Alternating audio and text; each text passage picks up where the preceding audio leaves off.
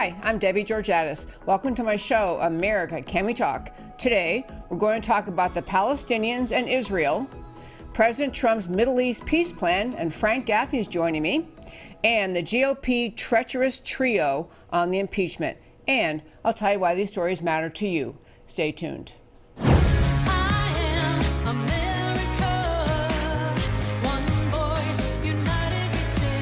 Debbie Georgatos, host of America Can We Talk, is an author, attorney, and political analyst whose mission is to inspire the American political conversation about preserving liberty in the best country on earth. Hello again and welcome to America Can We Talk and to today's First Five. I'm Debbie Georgatos. In the next segment, we're going to be speaking with Frank Gaffney, the founder of the Center for Security Policy, about the Middle East peace plan that President Trump has unveiled. I want to spend the first five hitting 3 or 4 top-level points to understand, to get a picture of Israel and a picture of what the dispute is all about. So I want to start with the idea, and this is something that is so helpful to remind yourself and tell your friends, and look at the links I put up at americacanwetalk.org to understand a few realities. Number one, there is no such thing as the Palestinian people. That is a myth. That is actually a manipulatively used term to cause sympathy for people caught up in the struggle within Israel. But I want to tell you why I say that. There are people living in Israel living in the Gaza Strip area, living in what the Israelis refer to as Judea and Samaria, what the Palestinians call the West Bank. People living there, but they are not people of a common heritage called Palestinian in the same way as Italians or Greeks or Norwegians. There is not any of that connection, a historical ethnic connection. And I want to just tell you a little bit of detail why I say that and why it matters so much. Often when we look at the ongoing battles between Gaza, sending rockets over to Israel, there's a perception that these are just a people trying to reclaim their land. Let me read to you a statement. This is from the Hamas Minister of the Interior and of National Security, Fathi Hamad, speaking on Al Hekma TV in March of 2012. This is the Hamas leader, by the way, controls Gaza. Hamas leader, brothers, half of the Palestinians are Egyptians. The other half are Saudis. Who are the Palestinians? We have many families called Al-Masri, whose roots are Egyptian. They may be from Alexandria, from Cairo, from the north, from Aswan, from Upper Egypt. We are Egyptians. There's a reason why the Palestinian National Museum is empty of historical artifacts, making the point that the term Palestinian does not refer to an ethnic group as you would if you're referring to people who are, as I say, pick your nationality.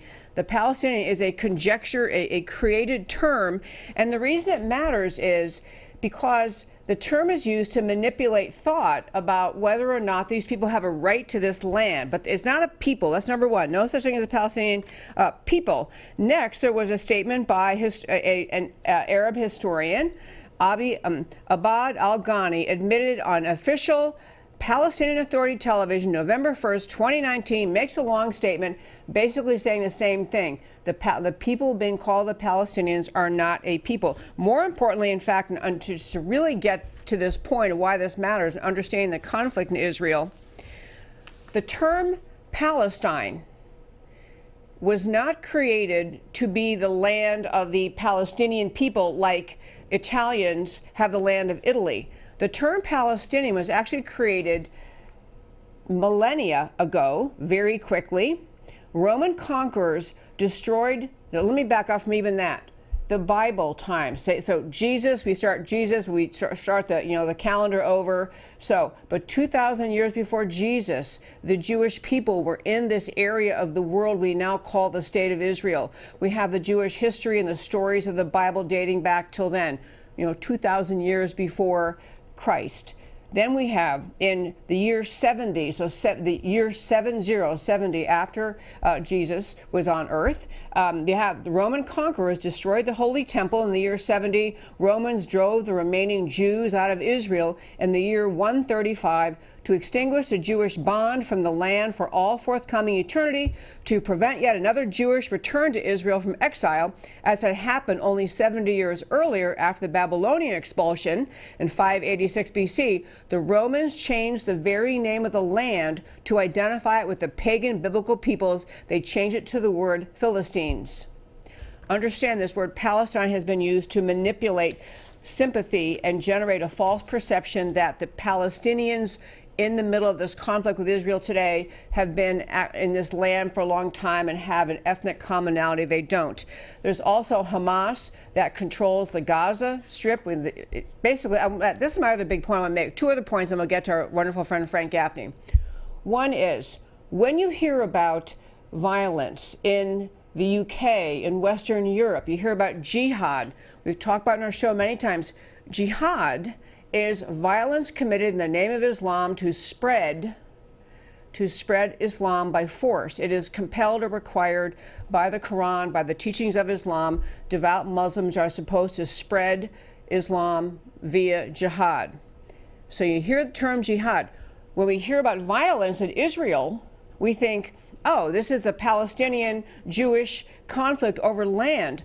But on the Gaza Strip, which is on the west side of Israel, you've seen a moment on the maps, Gaza Strip, 99% of the people living in the Gaza Strip, the Palestinians so-called, are Muslim, 99%.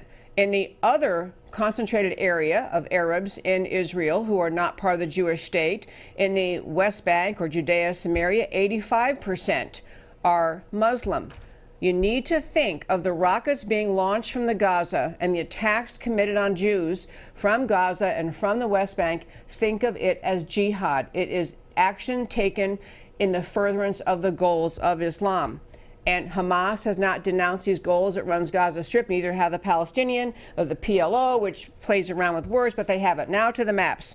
Matt the Wonderful has some maps, and I want to show you why this matters in this conversation.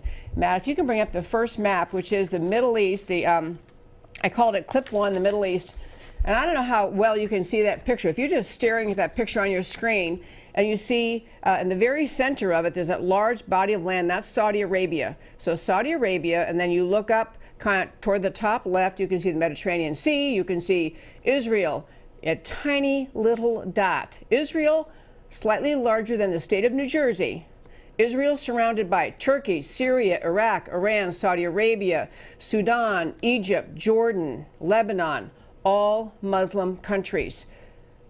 Israel, the state of Israel, is surrounded by Muslim majority countries who, to varying degrees, are committed to the teachings of Islam, which include the determination to extinguish the Jewish people, to kill people because they are Jewish. Not all those states carry out jihad every day, but they're a Muslim majority, and that is the land, that is the geography surrounding Israel. And second map, honing in on just Israel. This is Clip 2, just to see Israel. Now this map, they made these colors a little bit too close, but you can see at the top left of the map, you have the Mediterranean Sea, and then you see the kind of orangish country, that is Israel.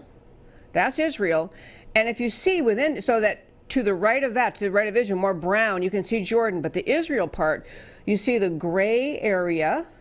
That is a large gray area that is near the, has that, you see the blue, the Dead Sea in there, but you see the large area of Israel that is in gray in this map is what the Palestinians call the West Bank. They're referring to the West Bank of Jordan, but what Israelis refer to as Judea and Samaria. And then you see, still in that orange state of Israel in this map, if you look toward the bottom left of the country of Israel, that tiny little gray strip, that is Gaza. So in this entire country that's orange in the map, the gray parts are already controlled by the Palestinians in varying degrees. That is the country of Israel. That's a battle we have, again, surrounded by Muslim majority countries and having those very large areas in their own borders controlled by the Palestinians. Last map, and this is what President Trump wants to bring. It's in the proposal he has. And this is, again, the country of Israel. President Trump's tweet, this is what a future state of Palestine can look like with a capital in parts of East Jerusalem. So on this map, Israel's obviously the brown color, and then you have that grayish blue. So again, the grayish blue, the larger area, is what is called the West Bank or Judea and Samaria, and then you can see at that bottom left, you can see the Gaza Strip. But I don't know if you can tell on this map, if Matt can enlarge it, but between the West Bank and the Gaza Strip, there is now a line, a connection, and this map is showing what President Trump is suggesting might be a West Bank to Gaza tunnel. That is in the proposal by President Trump, is maybe connecting these two Palestinian areas to become a Palestinian state connected by a tunnel. Now, folks, I went longer than First Five. I'm sorry. I wanted to lay that as the groundwork. So, my friends, I'm wrapping up today's First Five. And it's important to keep those facts in mind as we turn to have our guest joining us, Frank Gaffney. He is the founder of the Center for Security Policy. He is on the phone with us, I do believe. We have Frank Gaffney available to talk to. The Center for Security Policy is an extraordinary organization, does so much good in America, in Washington, and in the world, and states around the country, bringing security concerns to the attention of American officials, to the American people. Very, very just prominent national organization, very tuned in to the dangers and issues in the Middle East. So, and I believe we have Frank Gaffney, the founder of Center for Security Policy, online. Well, there's his face anyway. Hi, Frank. Hi, Debbie. It's good to be with you, and thank you for that first 11, because I think it was really important, groundwork, as you say, to the conversation I'm looking forward to having with you. Well, I'm just so glad you were available to talk today, and I did want to lay that groundwork for our listeners, because if you just read headlines, you have a misperception about all that's happening in Israel, including, we didn't even get into the previous efforts of previous American presidents to come up with a Middle East peace plan, which have, of course, tried and failed. And I'm not saying necessarily that we're going to, find the all-out solution in this new plan, but at least President Trump is bringing forward a peace plan for the Middle East. So I just love open-ended question. Tell me what your perception is, what the basic tenets of this new peace plan of President Trump include, and what is your sense about it? What's your view of it? Well, as you know, Debbie, I do a radio show too, and I have been having a conversation today with Robert Spencer, who I know you know, who is a remarkable resource and the author of 19 books, count of 19, the most recent of which is entitled The Palestinian Delusion, the Catastrophic History of the Middle East Peace Process. And to your question, I think what Donald Trump is trying to do is, as he does so often, break the mold, not to repeat the mistakes that have brought us such grief in the past. It proved so counterproductive, to cost us, in lives as well as national treasure, but to start with essentially a fresh slate. He's a transactional kind of guy, and we all understand that about him. And I think what he has envisioned as a different approach to the Palestinians is to make them an offer they can't refuse. Namely, that they will get a Palestinian state, at least the immediate prospect of one, and over time it will be realized with, among other things, tunnels to make it contiguous and all that. And $50 billion. Let's be with a boy. Boy, oh boy. $50 billion to enable them to, build this state and to enjoy an unknown level of prosperity and quality of life and security. And he's simply asking that they, no kidding, recognize the state of Israel. They agree to live side by side in peace with it. They will get more territory than they currently have if they do it. But there will be certain things that will be, facts on the ground, as they say, that they're probably not going to be all that happy about. Well, the first one, and most fundamental, of course, is that Israel will continue to exist. That's kind of not their program, but that would be one of the things. That Israel's capital, Jerusalem, would remain unified and would be only Israel's capital, not the capital as well of this Palestinian state. And that Israel would maintain sovereign control over the strategic Jordan Valley, that's up there on that map close by the frontier of Israel with Jordan. That high ground, vital for the defense of Israel, and something that could not be turned over to a Palestinian state under any circumstances, I believe. So those are the things that I think are sort of the essential elements of the deal. Thus far, as you know, the Palestinians have not only said no, but hell no to this kind of bargain. They have, in the person of Mahmoud Abbas, the putative, partner for peace for Israel, denounced the deal, defamed President Trump, refused to take a phone call from him, and on and on. And the Palestinian jihadists of Hamas fame and the like are even more virulent, and as are the Islamic State guys, by the way. These are all now fulminating. They've come together in opposition to this deal, claiming that they will engage in, violent jihad to destroy Israel rather than be part of this arrangement. So at the moment, I think it's dead on arrival. It may have some future prospects, but they're not very promising at the moment. And it's just as well, honestly, because in the absence of a will on the part of the Palestinians genuinely to live peacefully with Israel, there won't be peace. It's the simple bottom line.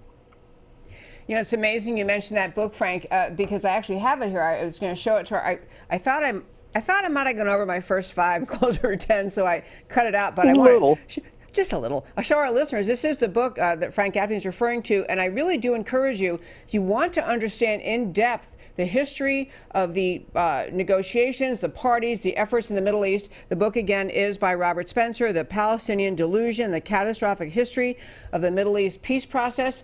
I have to tell you, so if you really want to dive in, it's great to learn, read that. But, I was thinking, you mentioned when you were starting your remarks, Frank, how this seems similar to the kinds of things that President Trump has done in other contexts.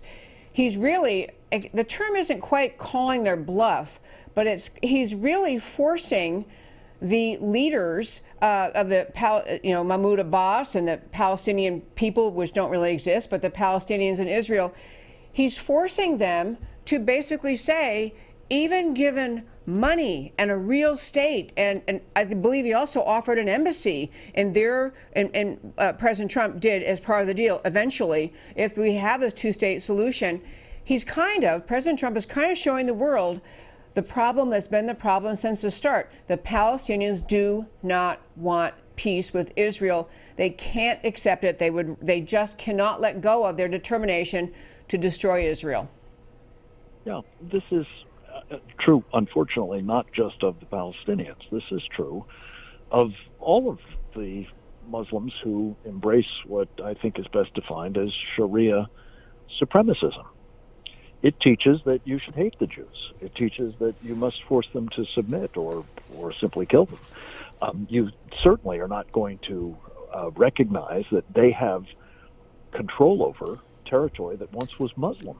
That's just not on under Sharia. Anything that has been consecrated to Islam, been occupied by Muslims, is under Sharia, forever theirs. So all of this is anathema to those who, like the leaders of the Palestinian people, for want of a better term, community, are, dead set, as the Palestinian Liberation Organization charter has made clear, as Hamas's charter makes clear, that they will destroy the Jewish state from the river to the sea, as they say, the Jordan River to the Mediterranean. They will remove all Jews.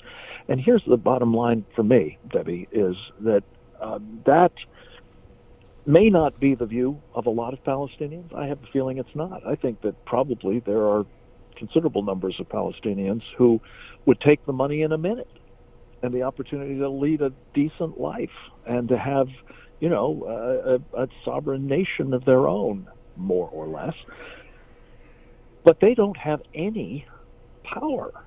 They don't have any following to speak of. They certainly don't have any prominent leaders, and they don't have any security, perhaps most importantly. And therefore, if they stick their head above the parapet, if they actually started, promoting this idea, they're likely to wind up dead, and their families and, their homes and so on destroyed.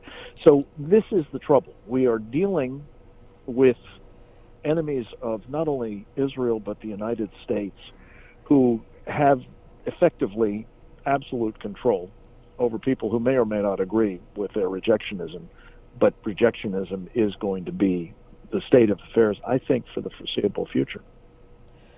So I concur with all of that. In fact, I was trying to think of the gentleman's name while we were speaking. A few years ago, we had someone on this show who actually lives in the West Bank or lives in Samaria, and he's a lawyer, and he's an Israeli, and was talking about the elections in Gaza and how the people of Gaza, it seems like the Palestinian community living in Gaza chose a Hamas leader, and that was taken as a signal by some that, well, they really are then on board with this constant assault of Israel. They are on board with the destruction of Israel.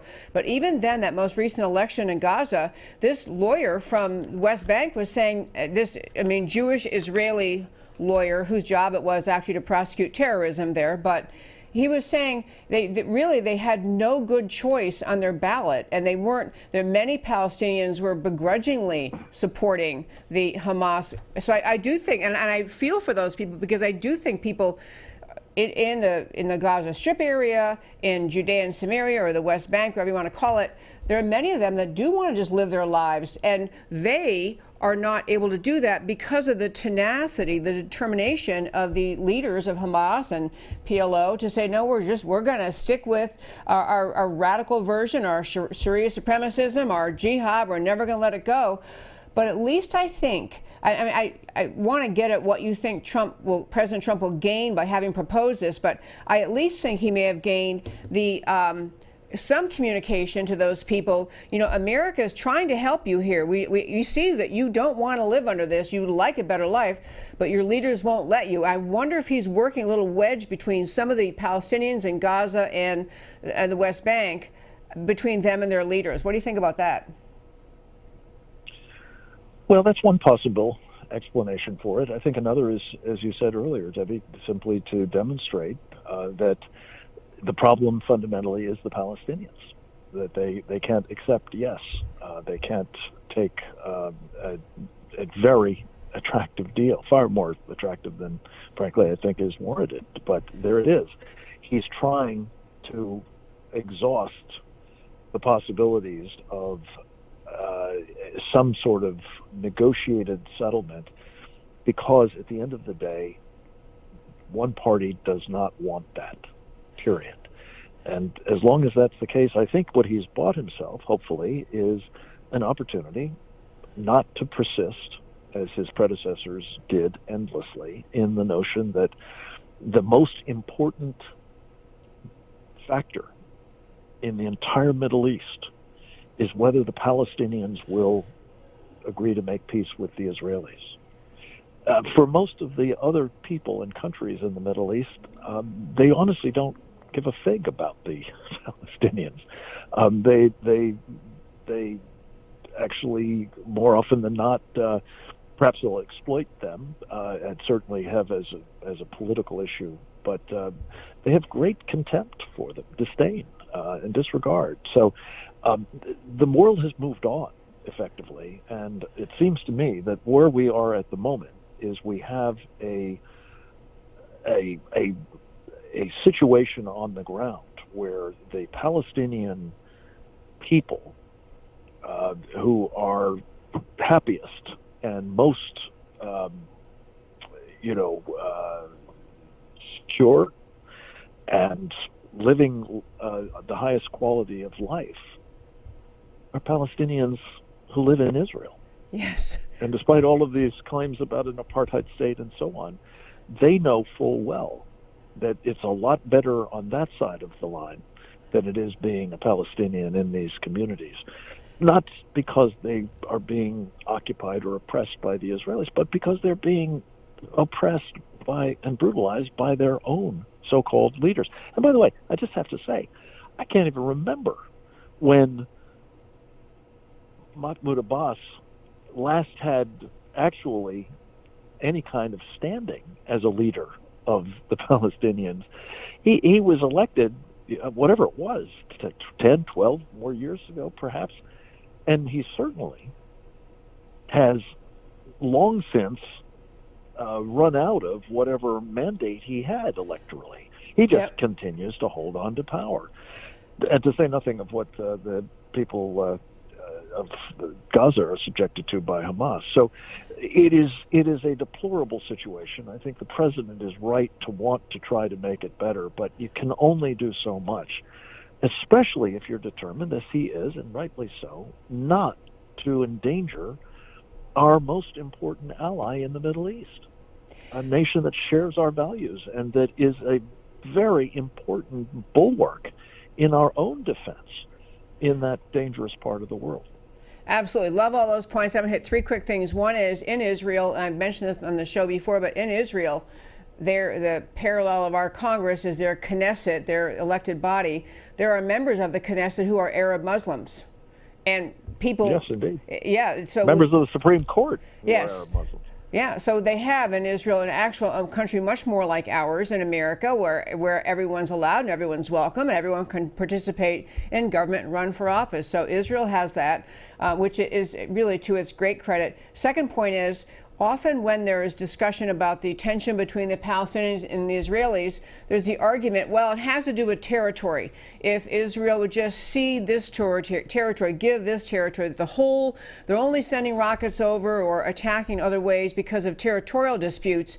I think their rejection, if they do actually reject this peace offer, their rejection is a great signal. We don't have to keep pretending that all of this violence can be solved by simply capitulating or giving a little bit more territory. But the last point that I think, and I would love to hear your thought about this, is I think also if the answer comes, as it seems that it will, we're not going to go along with this deal, no thanks to the whole peace deal, I think it gives President Trump a little more leeway to be stronger in his support of Israel, his standing by Israel as they are in response to attacks from the Gaza, from the West Bank, because he's shown the world they don't want peace. I think it will enable President Trump to be even bolder in standing with Israel.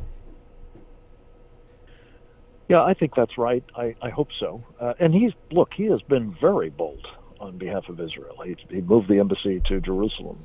He recognized Israel's annexation of the Golan Heights. He has declared that these settlements in disputed territories, whether you call them Judea and Samaria or you call them the West Bank, they are disputed territories. It's not occupied. It's disputed territories, are actually legal, not illegal, as previous administrations have claimed. But Debbie, just one clarification. It is about the territory. Excuse me, it's just not about the territory. This fight that the Palestinians are having with the Israelis interminably is about the territory. It's not, though, the territory of the West Bank or of the Gaza Strip or, the various settlements and all the rest. It's about the territory that Israel is the whole country. And that Israel has always had a connection to. As you said, long before there was a gleam in the eye of the narrative crafters that there was a Palestinian people, there was a Jewish presence in, an attachment to, and claim to, they say from God, the land of Israel. Right. And that is the thing that is unacceptable to these Sharia supremacists of various stripes in the Palestinian community. And there will not be peace, except of the kind that there is now, which is pretty comprehensive. But that's because Israel is secure, and it must remain so. And that's the best we can hope for, I think, for the foreseeable future. Frank Gaffney, I am so glad. I know you're traveling and busy. I'm so glad you had time to join us today. Appreciate that so much. I want to encourage our listeners. Tons of information always on their website. You can go to centerforsecuritypolicy.org, or much easier, securefreedom.org. They have fabulous papers, endlessly new bits of information coming out, papers, just information anyone concerned about the security of America would just love to read. So, Frank, thanks so very much. My pleasure, Debbie. See you soon. Okay, see you soon. Okay, thank you. So, folks, I got to tell you, I really hope that what we were talking about, not just that you feel a little bit more informed about the Middle East if you weren't into this issue, but that you feel inspired to talk with your friends about it, because I'm telling you, what I was saying in the first 5 today, what you were hearing from Frank Gaffney, there's so much misinformation, or really the more precise term, accurate term is really disinformation, put out by the media in this country, left-wing media, left-wingers around the world, trying to falsely paint a picture that the Palestinian people are people who've been in this land for millennia, that the Jews took it from them, that they are a united, have national identity. They are the same in terms of their ethnicity and their roots.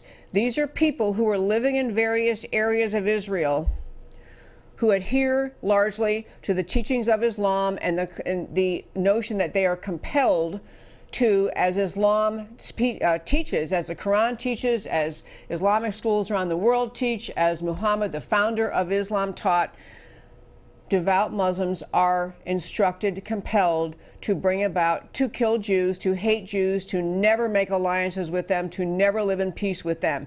That is what people learn in Islam. This is what is motivating the attacks from the Gaza, the attacks from the West Bank, and to understand that history, understand that this is the land the Jews had since 2,000 years before Christ and at the time of Christ, and that it was 600 years after Christ before the concept of Islam even came to being, when Muhammad discovered Islam and claimed he had a revelation from God, from Allah, to create a new religion.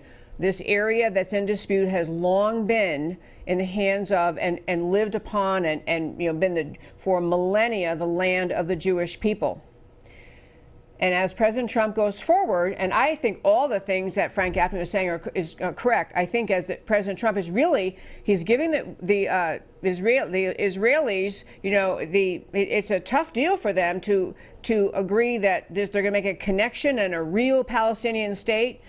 But this two-state solution, Israel exists and a Palestinian state exists, and they all get along, cannot come about until the Palestinian people, the charter of Hamas, the PLO's charter, drops from their founding documents their commitment to destroy Israel. You can't have a two-state solution if one of the two states is committed to destroying the other state. No two-state solution can exist because of the commitment of the Palestinians to destroy Israel. So this is an effort. President Trump's making it. We'll see what reaction finally comes out of the Palestinians. There's obviously talk already that they're going to reject it instantly. But I think it is a really helpful thing that more and more people in the world understand some of the facts, or the ancient facts and the ancient issues that got us to where we are today in 2020, trying to still resolve Middle East peace. It's kind of maybe one of the problems that will exist for all of time. I don't want it to be. I'd like there to be a solution. But I think this was a bold move by President Trump to give something that the Israelis have always said that can't work, offer the two-state solution, but in exchange, Palestinians have to agree that Israel has a right to exist. They'll stop attacking them, and then they can have their two-state solution. It's not going to go anywhere, but it is a great opportunity for everyone who cares about Israel and really who cares about world peace to understand more and more of what has caused the situation to fester since time began. Last topic I want to hit today, this changing the topic entirely. I want to talk a little bit about what's happening in the impeachment. We have the Senate trial ongoing, and we have President Trump on trial, being in the impeachment trial in the Senate. And I just want to make a couple quick points. I thought about it. Yesterday, I think we closed the show. I was saying I hope that the GOP majority in the Senate can just find it, get their strength together, and vote to acquit. Move on. Don't call witnesses. Get it over with. But it appears, as of comments from last night, it appears that the GOP cannot get to that decision. Mitch McConnell, Senate Majority Leader, announced last night he does not have the votes to simply move to a vote to acquit the president, that he's going to have to permit the calling of some witnesses. So I want to hit a couple points about that. Number one, if there really is a determination by Mitt Romney. I mean, it is the usual. I called this treacherous trio.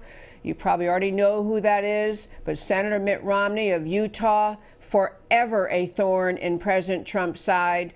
Lisa Murkowski of Alaska, the inherently always reliably unreliable, not really with the Republicans, always undermining the Republicans, always on the edge of taking the side of the Democrats. Same with Susan Collins of Maine, just predictably, unreliably not with the Republicans. These three, this treacherous trio, are apparently going to force witnesses. If we have to get to witnesses, I cannot tell you how important it is if they're going to call John Bolton, if we get to some decision by a court that he can testify, or we get to the president withdrawing his executive privilege, and we have Bolton testimony, there better be Hunter Biden testimony, Joe Biden testimony, whistleblower Eric Ciaramella testimony, Adam Schiff, the House leader of the original hearing that got us to the impeachment of Donald Trump.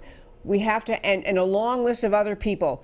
But the GOP in the Senate had better understand that the American people are going to be livid if the GOP just gives in to the Democrat demand for Bolton and then says, okay, fine, we got him. It's either Bolton and everybody that the GOP wants or nobody. That's my first point. Second point, the very reason that we still have a Republican majority in the U.S. Senate is because the GOP majority stood strong in supporting Justice Kavanaugh as he was nominated to the Supreme Court and became the punching bag for every left-wing crazy in his hearings leading up to his confirmation to become a member of the Supreme Court. It was the American people finally seeing the GOP majority in the Senate man up, woman up, man up, and say enough of this crazy out of the Democrats, enough of these lies, enough of these attacks. When the GOP voters in this country saw that the GOP in the Senate had the backbone and they went with Kavanaugh and they stood by him and they shut down the Democrat attack mob, the American people stood up and cheered and they kept the Republican majority in the Senate, which leads me to where we are now. We're in 2020. We have elections in November of this year. We're pretty much at the end of January. And we have 3 senators who are going to allow the Democrats to drag out this impeachment hearing, to drag it out week after week. Trust me, one witness comes along, Bolton will testify to something, and then somebody will say, that didn't happen, that's not what happened. Then you'll have to have another witness, and then more testimony demanded, and then more documents, and then more documents subpoenaed, and then more hearings about whether those documents are discoverable. It will go on for months. Romney, Murkowski, and Collins are playing right into the hands of the Democrats, and it is downright despicable. Downright despicable. And I want to ask one more thing about these 3. People, I am telling you, they all think that somehow in their Washington bubble world that they are being virtuous, they are signaling their intellect is higher than mere party loyalty. They're somehow, blessed with more intellect and more wisdom and more fairness than the average Joe Republican senator. So they're going to stand up and they're going to make their case and they're going to stand their ground and they're going to prove to the American people that they're above partisan politics, and they are selling the Republican Party. They are siding with the Democrats and they're selling the Republican Party. They're sending the party over the cliff. They are endangering the Republican majority in the Senate. They are enraging the American people who can see exactly what the Democrats are doing, and yet in their view of themselves and their nose in the air, we are the intellects, we are the superior. They think they're doing something noble. They think they're proving something about themselves. And they're making voters livid and endangering the Republican majority. I just want to add one last third and really big point just to picture this. So President Trump, wanted to speak in Wildwood, New Jersey, which is a funny thing. I've been to Wildwood, New Jersey. After college, some friends and I actually went to Wildwood, New Jersey for the summer after graduating, waited tables, had fun, went to the beach, just had a fun summer. So I've been to Wildwood. It's not a huge city. New Jersey is a Democrat state. President Trump went to give a rally there, and in a stadium that held whatever it was, 17,000 or something like that, they had 120,000 people trying to get tickets in Democrat New Jersey. In rally after rally after rally, President Trump not only fills massive stadiums that Mitt Romney, Susan Collins, and Lisa Murkowski couldn't even fill a tenth of them. Romney could not bring 1,000 people to hear him talk about anything. Neither could Murkowski, neither could Collins. President Trump fills massive places with having to put projectors or the television screens outside so people can stand outside in the cold and watch him. This is how popular this president is with the GOP grassroots. What in the world do Murkowski and Collins and Romney think is the outcome of what they're doing? Ask yourself, what is the outcome? Is it possible that they would string us along long enough that maybe they would somehow push other Republicans into voting to impeach the president? Really? And that's not going to happen. You're not going to have 2/3 of the Senate move to impeach.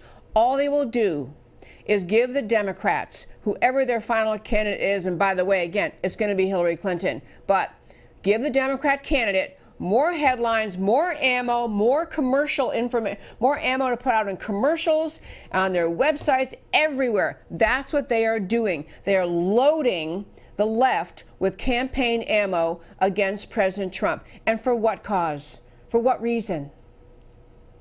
The president's not going to be impeached. And on top of that, it's not like there's some massive, hugely popular Republican candidate waiting in the wings who everyone's thinking, well, it's okay if Trump goes down, if he's impeached, don't worry, we have nobody. Most Republicans could not even name the other two, whoever these people are, candidates who have actually filed to run in a primary against President Trump. No one even knows these people. They're nobodies.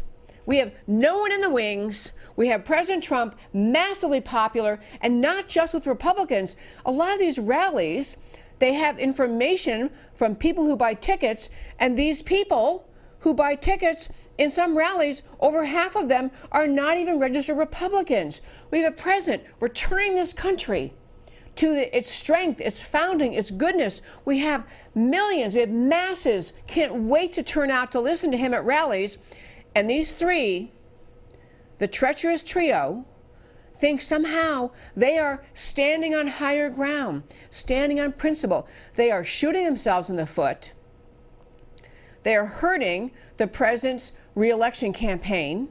They are giving ammo to the Democrats. And I beg you, voters in those 3 states, Alaska, Maine, Utah, please find someone better to represent your state in our Senate the next chance you have. These people, it is truly treacherous, outrageous, irresponsible, nothing to be gained except their own egos stroked by their own sense of how important they are, how noble they are, how bigger and better they are than all of these, even other Republican senators who aren't as smart as they are, and all these unwashed masses who for some reason they cannot comprehend love this president. These 3 need to be out of the Senate. I still wish there was something Mitch McConnell could do to them to say, you're going to vote to acquit now. But apparently Mitch McConnell does not have that ability to bring these 3 into line with what the vast majority of the Republican voters in this country want. Before I turn to telling you why the stories we talked about today, and believe me, the stories we talked about today really, really matter to you, I want to make a plug for 2 ideas. 2 ideas.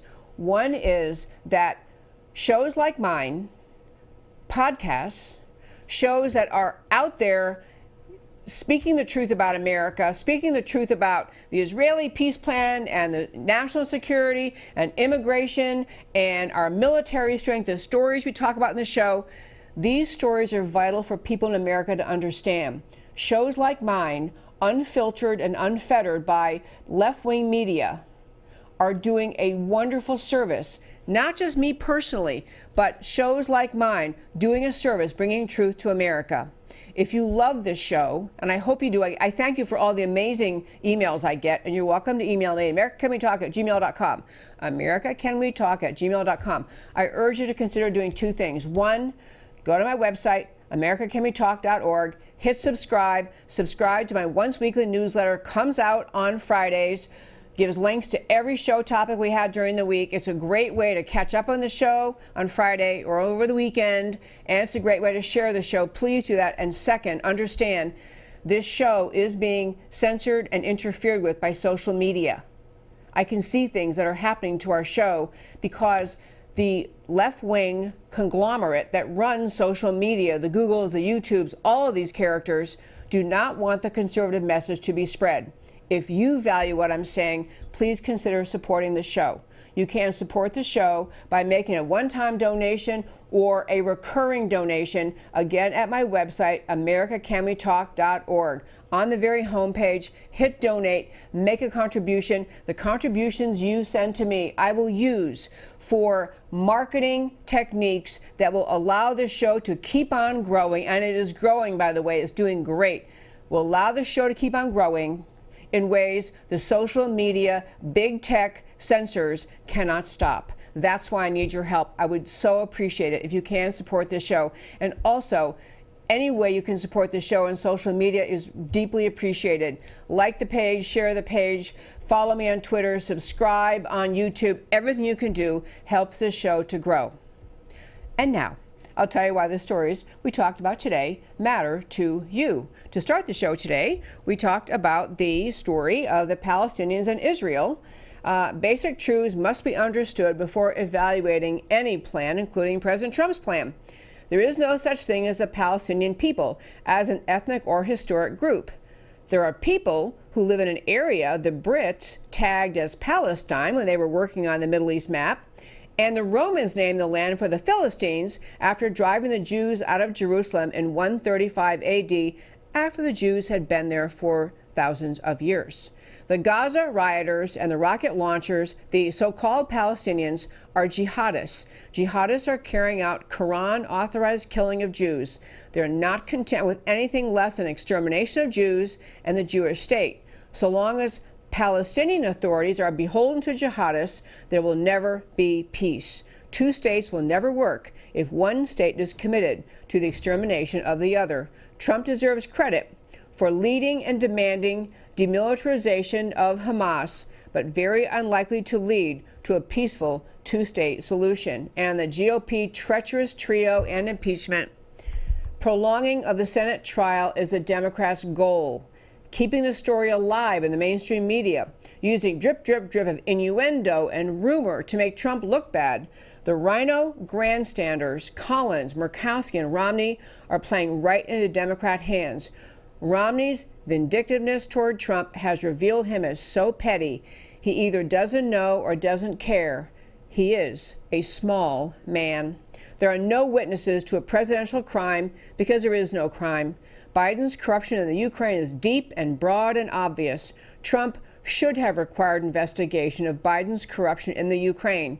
Americans should want Biden's corruption in the Ukraine exposed. But no investigation took place, and Ukraine got the aid. So the House impeachment and the Senate trial are a farce. And that, my friends, is America Can We Talk for today. Please tune in every Monday through Thursday, 3 p.m. Central Time, to this show, America Can We Talk, where I always talk truth about America because America matters. I'll talk to you next time. Like a crashing wave. Can you hear us now? America Can We Talk? Truth about America. Can you hear